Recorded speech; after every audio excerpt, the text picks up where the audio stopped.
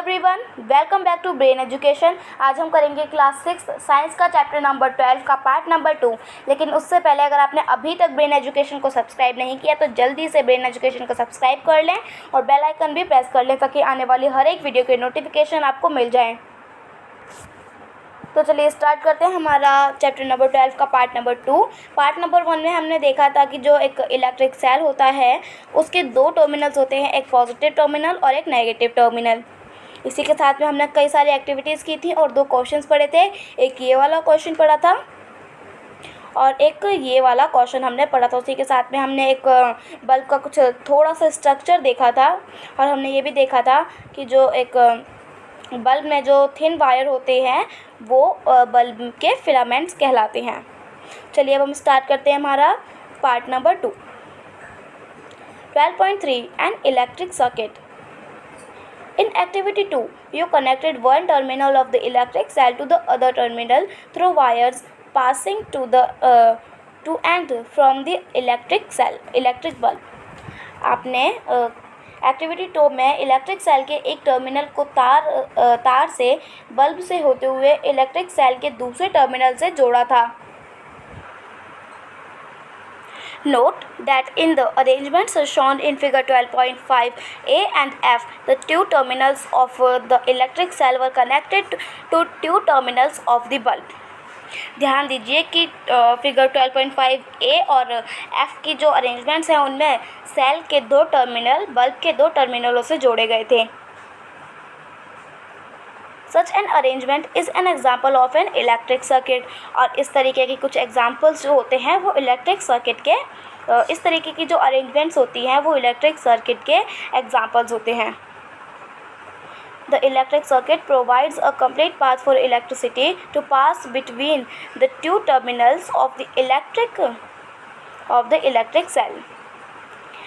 जो एक electric circuit होता है वो इलेक्ट्रिसिटी को एक पूरा कंप्लीट पाथ देता है इलेक्ट्रिक सेल के दो टर्मिनल्स के बीच में अपना करंट फ्लो करने के लिए। तो आप यहाँ से लेकर एक मिनट यहाँ से लेकर ये इतना आप नोट कर लें। The bulb glows only when current flows through the circuit. एक बल्ब तभी ग्लो हो सकता है जब एक सर्किट में उसके जो बल्ब है उसके सर्किट में करंट फ्लो हो। तो आप द इलेक्ट्रिक सर्किट से लेकर के यहाँ तक आप नोट कर लें। चलिए आगे बढ़ते हैं। In an electric circuit, the direction of current is taken to be from the positive to the negative terminal of the cell as shown in figure 12.6। एक इलेक्ट्रिक सर्किट में जो डायरेक्शन होती है करंट की फ्लो करने की वो negative terminal से एक पॉजिटिव टर्मिनल से नेगेटिव टर्मिनल की तरफ होती है। यहाँ पर इस तरीके दिखाया गया है जैसे कि ये एक सेल है और यहाँ बल्ब लगा हुआ है। ये यहाँ हो जाएगा पॉजिटिव टर्मिनल, यहाँ नेगेटिव टर्मिनल, यहाँ एक बल्ब है और यहाँ पर इस तरीके से जो करंट है वो फ्लो कर रहा है पॉजिटिव टर्मिनल से नेगेटिव टर्मिनल की ओर। ठीक है, अब आगे की तरफ बढ़ते हैं। When the terminals of the bulb are connected with that of the electric cell by wires, the current passes through the filament of the bulb. This makes the bulb glow। और जब बल्ब के टर्मिनलों को तार से electric cell के टर्मिनलों से जोड़ा जाता है तब तो जो बल्ब है बल्ब का जो फिलामेंट है उससे होकर इलेक्ट्रिक सर्किट जो है आपका वो प्रवाहित होता है, वो एक तरीके से ऑन होता है और इस सिचुएशन में जो हमारा बल्ब है वो ग्लो करता है। Sometimes an electric bulb does not glow even if it is connected to the cell। लेकिन कई बार ऐसा होता है कि जो हमारा इलेक्ट्रिक बल्ब है वो सर्किट से कनेक्टेड भी हो, जो सेल है उससे कनेक्टेड भी हो, लेकिन फिर भी एक बल्ब ग्लो नहीं करता। This may happen if the bulb has fused। और ऐसा इसलिए होता है, ऐसा जब होता है जब हमारा जो बल्ब है वो ग्लो नहीं करता है, जब हमारा बल्ब है वो फ्यूज्ड होता है। Look at a fused bulb carefully, is the filament inside it intact. और एक फ्यूज्ड बल्ब को केयरफुली देखें और ये पता लगाएं कि जो उसके अंदर की जो फिलामेंट है क्या वो जुड़ी हुई है। अगर जुड़ी हुई होगी तो जो बल्ब है वो हमारा फ्यूज़ नहीं होगा, और अगर जुड़ी हुई नहीं होगी, इंटैक्ट नहीं होगी, तो जो बल्ब है वो फ्यूज़ होगा। An electric bulb may fuse due to many reasons. One reason for a bulb to fuse is break in its filament. वैसे तो एक इलेक्ट्रिक बल्ब के फ्यूज़ होने के कई सारे रीज़न्स होते हैं। जो एक रीज़न होता है, एक मेन रीज़न होता है, वो ये होता है कि जब बल्ब की फिलामेंट टूट जाती है, जो फिलामेंट हमने देखी थी एक थिन वायर इस तरीके की, वो जब टूट जाती है तो जो एक बल्ब है वो फ्यूज़ हो जाता है। A break in the filament of an electric bulb means a break in the path of the current between the terminals of the electric cell. एक फिलामेंट का टूट जाना मतलब इलेक्ट्रिक सेल के टर्मिनलों के बीच में करंट का फ्लो होना, टूट जाना, करंट का फ्लो टूट जाना। Therefore, a fused bulb does not light up as no current passes through its filament. इसीलिए जब कोई बल्ब फ्यूज़ हो जाता है तो ये लाइट नहीं करता, क्योंकि इसके बीच का जो फिलामेंट है, इसके बीच में जो करंट है वो फिलामेंट से हो ही नहीं पाता, आ ही नहीं पाता। ठीक है। Can you now explain why the bulb did not glow when you tried to do so with the arrangements shown in figure 12.5 B, C, D and E? तो अब क्या आप ये बता सकते हैं कि जो फिगर 12.5 में हमने अरेंजमेंट्स देखी थी, अरेंजमेंट्स बी, सी, डी और ई, उनमें हमारा बल्ब क्यों नहीं ग्लो हुआ? तो जैसा कि अभी हमने पढ़ा कि जब बल्ब फ्यूज़ होता है तो नहीं जलता है, तो हो सकता है इन अरेंजमेंट्स में या तो जो बल्ब है वो फ्यूज़ हो, या फिर हमारा जो सर्किट है वो पूरा कंप्लीट ही ना हुआ हो, या फिर गलत लगा हो। Now we know how to make a bulb light up using an electric circuit. Would you like to make a torch for yourself? अब हम जानते हैं कि एक इलेक्ट्रिक सेल से एक बल्ब को किस तरीके से जलाया जाता है, तो अब क्या आप अपनी खुद की एक टॉर्च बनाना चाहेंगे? तो अब एक्टिविटी 3 में हम ये देखेंगे कि टॉर्च किस तरीके से बनाते हैं। Activity 3, take a torch bulb and a piece of wire. एक टॉर्च का बल्ब ले लें और एक वायर का टुकड़ा ले लें। Remove the plastic covering at the two ends of the wire as you did before. और अब उस वायर के दोनों एंड से कवरिंग हटा लें, जैसे कि हमने पहले भी किया हुआ है। Wrap one end of a wire, एक minute, wrap one end of a wire around the base of an electric bulb as shown in figure 12.7। और जैसा कि फिगर 12.7 में दिखाया गया है उस तरीके से तार के एक एंड को बल्ब के जो मेटल का बेस है उसके चारों तरफ लपेट दें। Fix the other end of the wire to the negative terminal of an electric cell with a rubber band. और तार के दूसरे एंड को रबर बैंड की हेल्प से इलेक्ट्रिक सेल के जो नेगेटिव टर्मिनल है उससे जोड़ दें। Now bring the tip of the base of the bulb, that is its other terminal, in contact with the terminal of the cell. इसका मतलब अब बल्ब को अब जो बल्ब है उसको सेल के टर्मिनल से हटाइए। क्या अब बल्ब जलता है? ये यहाँ है। और उससे पहले अब बल्ब के बेस की नोक मतलब इसके टर्मिनल को सेल के पॉजिटिव टर्मिनल पर रखिए। मतलब कि यहाँ कहा जा रहा है कि जो बल्ब के लिए जो हमारा बेस था उसको हमारे सेल के पॉजिटिव टर्मिनल यहाँ इस पर रख दें। ठीक है। और डज द बल्ब ग्लो? और अब बल्ब क्या ग्लो करता है? Now move the bulb away from the terminal of the electric cell. और अब बल्ब को इलेक्ट्रिक सेल के टर्मिनल से हटा लें। Does the bulb remain lighted? क्या अब भी बल्ब लाइटेड है? मतलब क्या अब भी बल्ब जल रहा होगा? बिल्कुल, अब तो ऐसे जलेगा ही नहीं, बिल्कुल भी नहीं जलेगा। Is this not similar to what you do when you switch your torch on और ऑफ? क्या बिल्कुल उस तरीके से नहीं है जैसे आप अपनी टॉर्च को ऑन या फिर ऑफ करते हैं?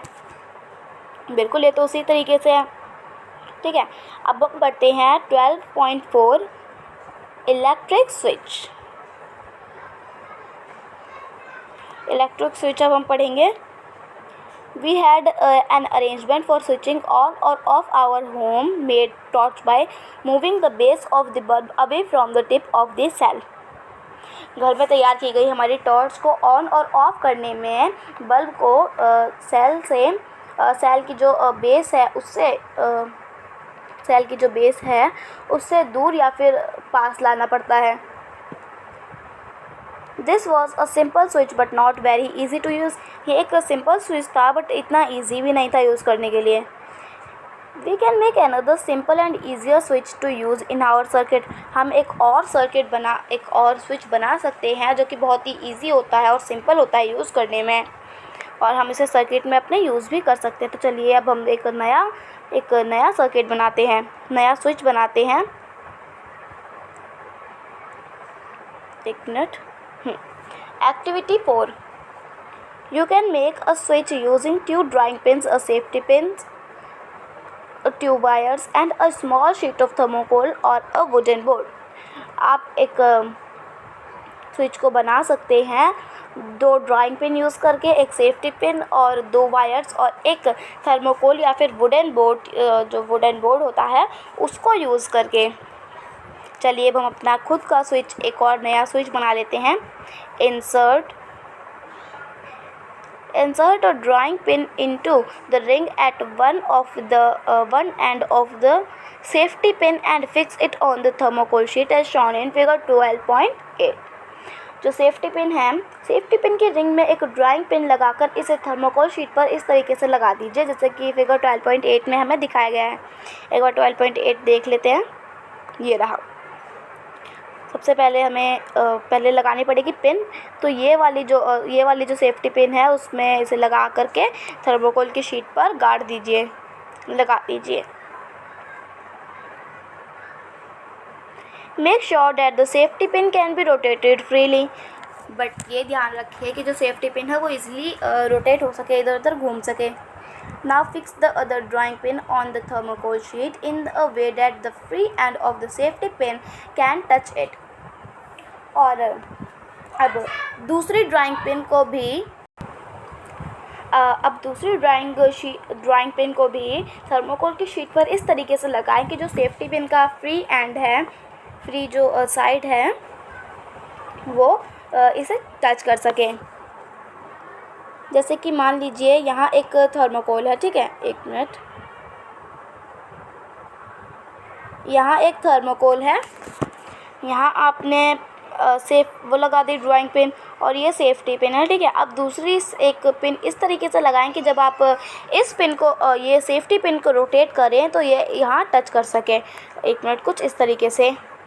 ये एक सेफ्टी पिन, ये दूसरी सेफ्टी पिन, और जब आप ये ड्राइंग पिन 1 और ये ड्राइंग पिन 2, यहाँ मैं नंबर डाल देती हूँ, और ये सेफ्टी पिन, जब आप सेफ्टी पिन को रोटेट करें तो ये इससे टच हो सके, ठीक है। ठीक है, अब आगे बढ़ते हैं। The safety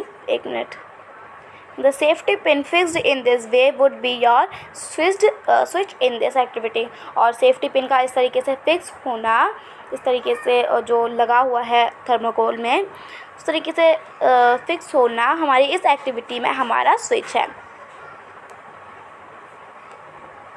Now make a circuit by connecting an electric cell and a bulb with this switch as shown in figure 12.9. और अब एक सर्किट बनाएं, एक इलेक्ट्रिक बल्ब और एक सेल को इसमें कनेक्ट करके, स्विच में कनेक्ट करके, जैसा कि फिगर 12.9 में दिखाया गया है। ये रही 12.9, ये वाली। यहाँ पर ये ड्राइंग पिन और यहाँ सेफ्टी पिन, यहाँ पे वायर, ये पॉजिटिव टर्मिनल और ये नेगेटिव टर्मिनल, ठीक है। Rotate the safety pin so that it's free and touches the other drawing pin. आप जो सेफ्टी पिन है उसे इस तरीके से रोटेट करें कि जो दूसरी सेफ्टी पिन से वो टच हो। व्हाट डू यू ऑब्जर्व, आप क्या देखते हैं? Now move the safety pin away, does the bulb continue to glow. अब ये जो सेफ्टी पिन है उसे हटा लें, उस ड्राइंग पिन से हटा लें, और अब देखें कि क्या वो जो बल्ब है वो अभी भी ग्लो हो रहा है। The safety pin covered the gap between the drawing pins when you made it a touch of them. In this situation of switch is said to be on. जो सेफ्टी पिन होती है वो दोनों drawing पिनों, एक minute, हाँ, जो safety pin होती है ना उसने दोनों ड्राइंग, इसमें इस सर्किट में जो सेफ्टी पिन है उसने दोनों ड्राइंग पिन्स के बीच का जो गैप है वो भर दिया है। और इस सिचुएशन में, इस पोजीशन में हम कहेंगे कि जो स्विच है वो ऑन है, जैसा कि 12.10 में दिखाया गया है, 12.10 में दिखाया गया है। ये देखिए यहाँ हमारी ड्राइंग पिन एक, यहाँ ड्राइंग पिन दूसरी, और ये सेफ्टी पिन है यहाँ टच हो रही है, तो हमारा जो स्विच है वो स्विच क्या है, स्विच ऑन है। Since the material of the safety pin allows the current to pass through it, the circuit was complete, hence the bulb glows. और जो हमने सेफ्टी पिन यूज़ की थी उसका मटेरियल करंट को पास करने में, करंट को पास होने देता है उसके अंदर से, इसलिए सर्किट पूरा होता है और बल्ब ग्लो कर देता है।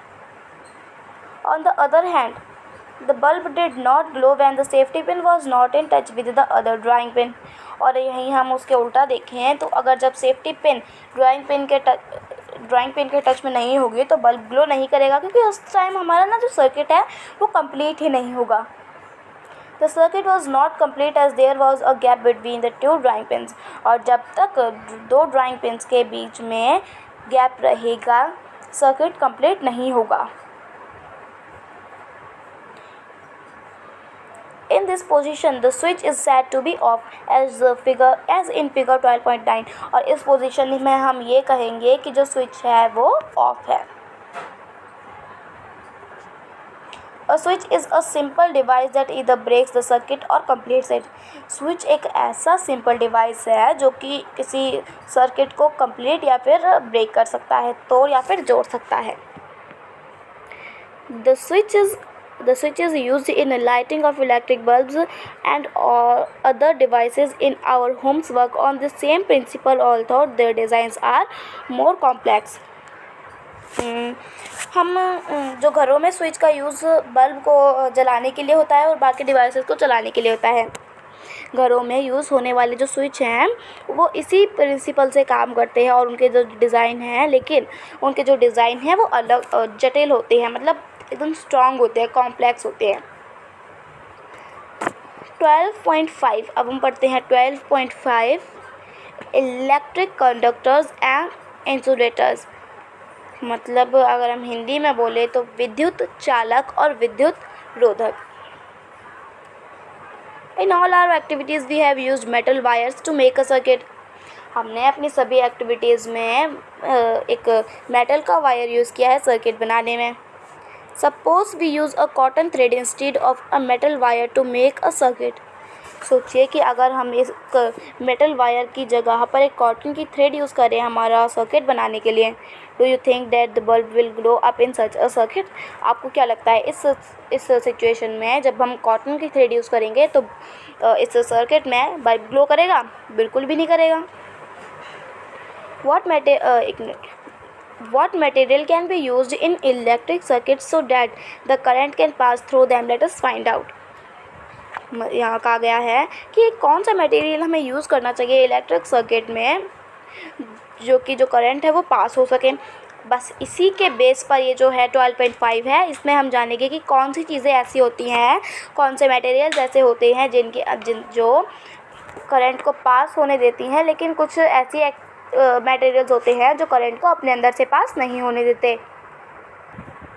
तो चलिए अब हम एक्टिविटी 7 कर लेते हैं। बहुत ही इंटरेस्टिंग एक्टिविटी होने वाली है ये। Activity 5, disconnect the switch from the electric circuit you use for activity 4। Activity 4 के लिए जो हमने इलेक्ट्रिक सर्किट यूज़ किया था उससे स्विच से अलग कीजिए।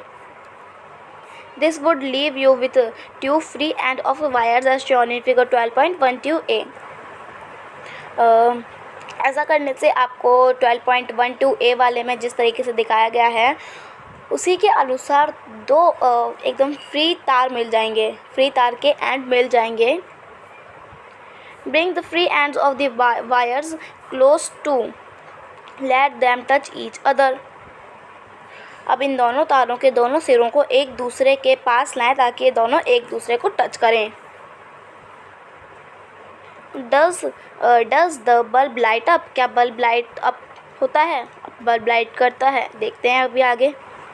You can now use this arrangement to test whether an given material allows current to pass it or not. आप इस एक्टिविटी को ये चेक करने के लिए कर सकते हैं कि जो कौन सी चीज़, कौन सा मटेरियल उसके अंदर से करंट पास होने दे रहा है और कौन सा मटेरियल अपने अंदर से करंट पास होने नहीं दे रहा है. Collect samples of different types of materials such as coins, cork, rubber glass, keys, pins, plastic scales, wooden block, aluminium foil, candle, sewing needle, thermocol, papers and pencil feed. आप ये सारी चीज़ें जो दिखाई गई हैं, बोली गई हैं, उन्हें कलेक्ट कर लें. उसके बाद में one by one bring the free ends of the wires of your tester in contact with the two ends of the samples you have collected. Figure 12.2, 12.12. अब उसके बाद इस हम टेस्ट को तारों के फ्री एंड को हर एक सैंपल से बारी बारी टच करवाएं. Make sure that the two wires do not touch each other while you are doing so. Does the bulb glow in each case? और ये ध्यान रखिए कि दोनों तार एक दूसरे को टच ना करें. क्या अब हर बार बल्ब जलता है? नहीं, हर बार तो बल्ब नहीं जलेगा. हो सकता है किसी सिचुएशन में बल्ब जले और किसी सिचुएशंस में बल्ब ना जले. चलिए आगे देखते हैं. Make a table in your notebook similar to table 12.1 and record your observations. ये टेबल 12.1 की तरह आप अपनी नोटबुक में एक टेबल बना लें और अपनी ऑब्जर्वेशंस इसमें लिखें. तो ये हम भी ट्राई करते हैं. ये हमारा एक टेबल है. Objects use in place of the switch. Material it is made of. Bulb glows yes और नो. आप देखते हैं कि जो ऑब्जेक्ट यूज़ हम कर रहे हैं की मेटल से बनी होती है और इसमें बल्ब ग्लो करेगा. इरेज़र रबर से बनी होती है तो इसमें बल्ब ग्लो नहीं करा. स्केल प्लास्टिक से बना होता है तो इसमें भी जो हमारा बल्ब है वो ग्लो नहीं करेगा क्योंकि एक ये इंसुलेटर है. इंसुलेटर और कंडक्टर के बारे में हम अभी आगे पढ़ लेंगे. Match sticks and would. Match stick को हम यूज़ कर रहे हैं, वो वुड से बनी होती है. ये भी बिल्कुल भी, इससे भी बिल्कुल भी जो हमारा बल्ब है वो ग्लो नहीं होगा. ग्लास बैंगल मतलब कांच की चूड़ियाँ कांच से बनी होंगी, इसमें भी बल्ब ग्लो नहीं करेगा. आयरन नेल मतलब जो लोहे की कील होती है वो मेटल से बनी होती है. इसमें हमारा जो बल्ब है वो ग्लो कर सकता है क्योंकि किसी भी लोहे से या फिर बाकी कोई अगर मटेरियल है आगे हम जो पढ़ेंगे उनसे हमारा बल्ब ग्लो हो सकता है. आइए अब हम आगे पढ़ते हैं. What do you find? The bulb does not glow when the free end of the wires are in contact with some of material you used have tested. आपने क्या पाया? टेस्ट के लिए यूज़ किए गए कुछ ऑब्जेक्ट से तारों के फ्री एंड लगाने पर भी बल्ब ग्लो नहीं हुआ होगा. This means that these materials do not allow the electric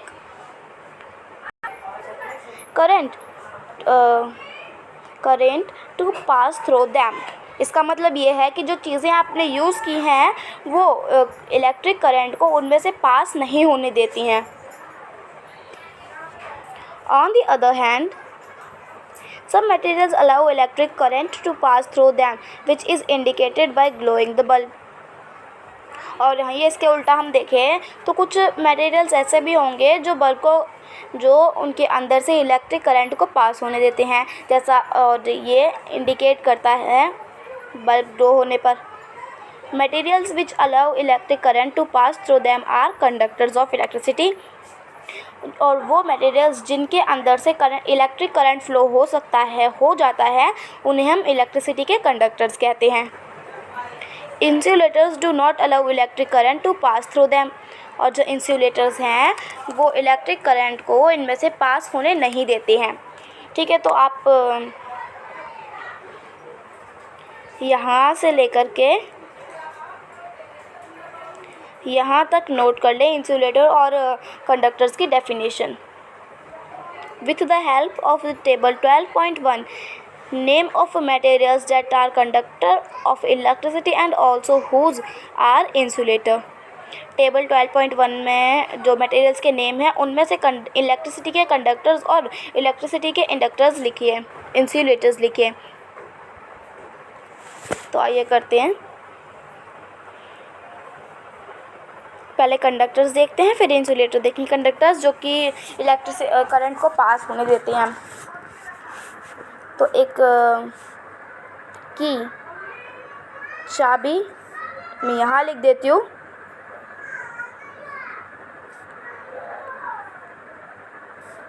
conductors में हमारे आ जाएंगे की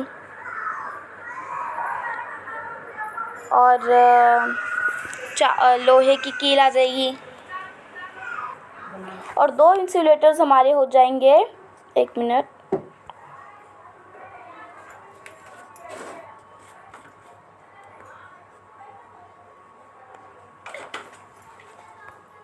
इंसुलेटर्स हो जाएंगे रबर जो हमारी इरेजर होती है वो, और scale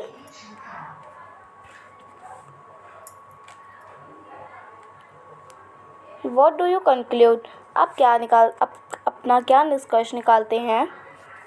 which materials are conductors and which are insulator, कौन से मटेरियल कंडक्टर्स हैं और कौन से इंसुलेटर्स हैं। Recall the objects that we grouped as those having lustre in chapter 4। आइए जो हमारी एक्टिविटी आप आसानी से समझ गए होंगे कि जो तार वगैरह होते हैं, मटेरियल होते हैं, वो कंडक्टर होते हैं और बाकी जो नहीं होते हैं वो इंसुलेटर्स होते हैं। चैप्टर 4 के उन चीज़ों को याद करें जो चमकदार होते हैं, लस्टर होते हैं। वे क्या वे एक विद्युत चालक है, मतलब क्या वो कंडक्टर्स हैं, इलेक्ट्रिसिटी के कंडक्टर्स हैं। It now seems easy to understand why copper, aluminum and other metals are used for making wires। अब एकदम क्लियर हो चुका है, आप समझ गए होंगे कि जो कॉपर, एल्यूमिनियम और अदर मेटल्स हैं वो वायर्स बनाने के लिए यूज़ होते हैं और क्यों यूज़ होते हैं। Let us recall activity 4 in which we made an electric circuit with a switch। Activity 4 को याद करें जहाँ पर हमने एक स्विच को एक इलेक्ट्रिक सर्किट को बनाया था स्विच से। When the switch was in open position were the two drawing pins not connected with each other through the thermocol sheet। जब स्विच खुली पोजीशन में था तब क्या दो ड्राइंग पिन थर्मोकॉल शीट से जुड़े हुए नहीं थे। But thermocol you may have found in an is an insulator. आपने देखा होगा कि जो थर्मोकॉल होता है वो एक इंसुलेटर होता है। What about the air between the gap, एक गैप के बीच में जो एयर होती है उसके बारे में क्या ख्याल है। Since the bulb does not glow when there is only air in the gap between the drawing pins in your switch, it means the air is also an insulator। क्योंकि स्विच के दो ड्राइंग पिन के बीच में जब सिर्फ हवा थी तो बल्ब ग्लो नहीं हुआ था। इसका मतलब तो ये होगा कि जो हवा है वो एक इंसुलेटर है। Conductors and insulators are equally important for us. Conductor और इंसुलेटर दोनों ही हमारे लिए बहुत इंपॉर्टेंट होते हैं। Switches, electrical plugs and sockets are made up of conductors. जो स्विच होते हैं इलेक्ट्रिक प्लग और सॉकेट होते हैं वो कंडक्टर से बने होते हैं। On the other hand rubber and plastics are used for covering electric wires, plug tops, switches and other parts of electrical appliance which people might touch. और अगर हम इसके उल्टा देखें तो जो रबर होती है प्लास्टिक और जो प्लास्टिक होती है वो हम इलेक्ट्रिक वायर्स और प्लग टॉप, स्विचेस और दूसरे अदर इलेक्ट्रिक अप्लायंसेस को कवर करने के लिए यूज़ करते हैं जो शायद पीपल्स टच कर लेते हैं। ये क्वेश्चन है, your body is a conductor of electricity, therefore be careful when you handle an electrical appliance. आपकी जो बॉडी है, हमारी जो बॉडी है वो एक इलेक्ट्रिक कंडक्टर है, इसलिए जब भी आप किसी इलेक्ट्रिक अप्लायंस को हैंडल करें तो ये ध्यान रखें। इसी के साथ हमारा ये चैप्टर नंबर 12 ख़त्म होता है। अगर आपको ये वीडियो पसंद आई हो तो वीडियो लाइक करें, शेयर करें और चैनल को सब्सक्राइब ज़रूर कर दें।